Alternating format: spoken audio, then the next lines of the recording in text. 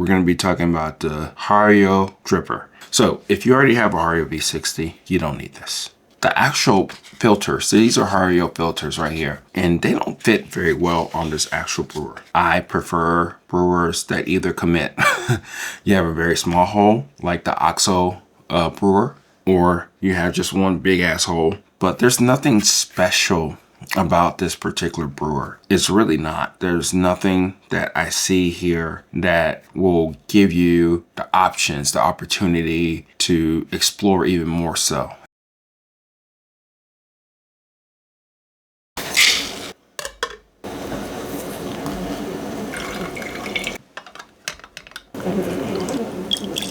We've been talking about things that we like, the things that we don't like in coffee, right? In general, you know? But in this case, we're going to be talking about the Hario Mugen dripper. This is a size 2 dripper that's right in front of me. I just made a cup of coffee and we're going to be talking about it. The reason why is because if you don't feel that I'm already honest with you, I hope that you do feel that I'm pretty honest with you, because at the end of the day, I know what I like. I know what I don't like. I'll tell you the reasons why I like it and I don't like it. And in this case, we're talking about another dripper, another Hario dripper, and whether you need it or not. So if you already have a Hario V60, you don't need this. It has pretty much the same type of groove pattern as a Hario V60, as you can see. And that's pretty much it. That's the only saving grace, I guess, about the brewer.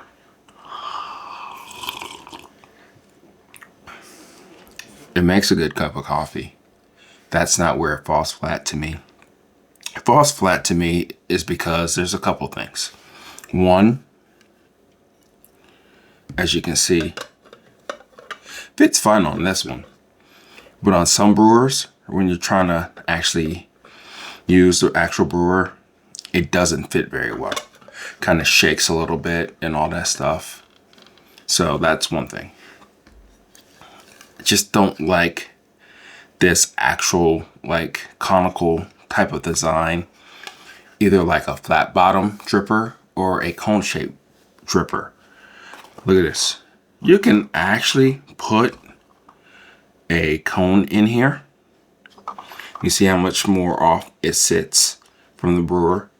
So that is a saving grace of the brewer.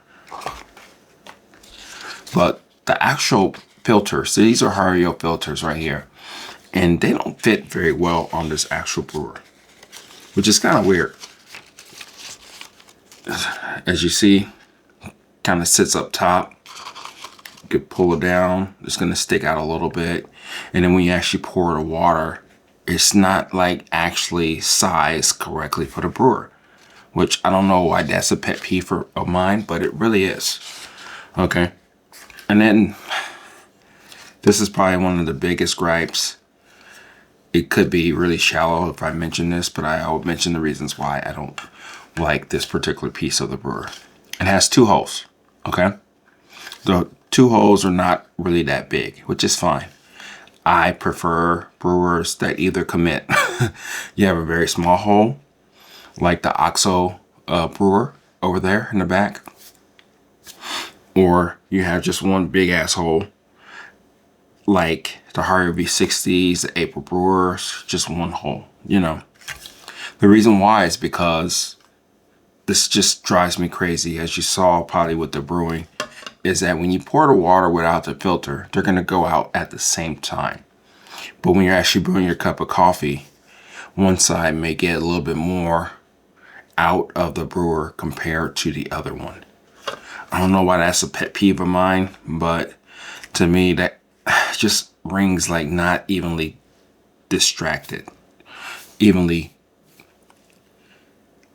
brewed, if that makes any sense. It's just something about that design that I don't really like, and it does it all the time.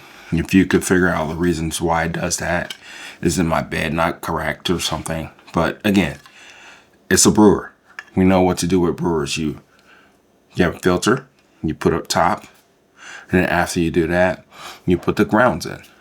And then you put the grounds in, then you start pouring your water. That's it. But yeah.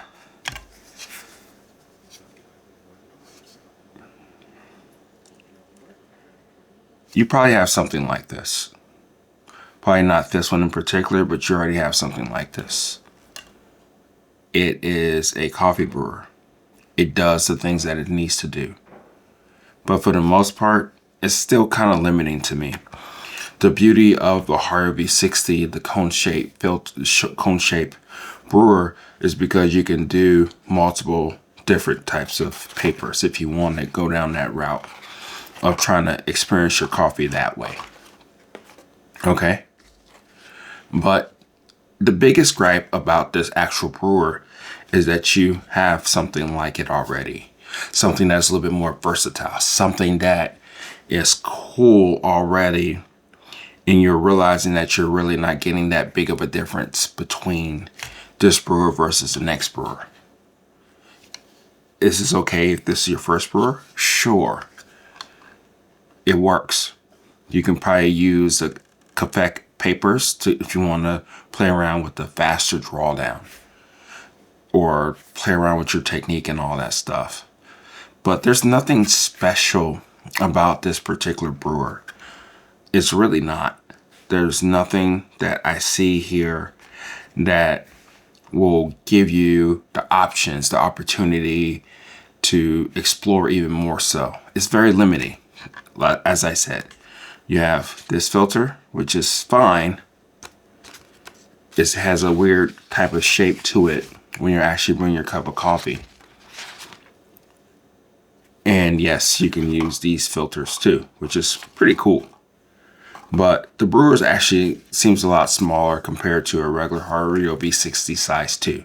This right here mimics more like a size 1 Hario V60. And like I said, there's not that much difference. The grooves are the same. You're not going to get a significantly faster drawdown when you're actually using this brewer. At the end of the day, it's about really what you want to do. We're making a cup of coffee, right? That's what we're trying to do here. We're trying to make a really good cup of coffee consistently all the time. And with this particular brewer, you can do that. You can make great coffees out of it. I think it's great to use this for my Mocha Master because it fits perfectly in there. You can easily go as compact as you want between a 30-gram pool versus probably even a 40-gram out of this small little brewer. And that's what you want, something like nice and compact. But other than that, I think it falls short because it's not as versatile as the other brewers. And if you just want to be a different person, you want to roll with this, go ahead and get this. It works great. But like I said, I think other brewers that are out there right now, they're a lot better because of the paper selections that you can do. How you can change different things up, mainly based off of the paper selection. And once you do that, I think you're going to be in a better place. And then it's going to be a little bit more versatile. You can get different recipes from different people. You can try your own recipes when you use a conical or flat bottom dripper. So that's just what I'm saying here. This I don't recommend. And you were to ask me what you should get instead. If you already have a Hario V60, get that. If you don't already have a Hario V60, get that. Because a Hario V60 is the best gateway drug to all of this. It's still the same amount of money, $10, $12. It still does what it needs to. It does a really good job of brewing a cup of coffee. You have more versatility.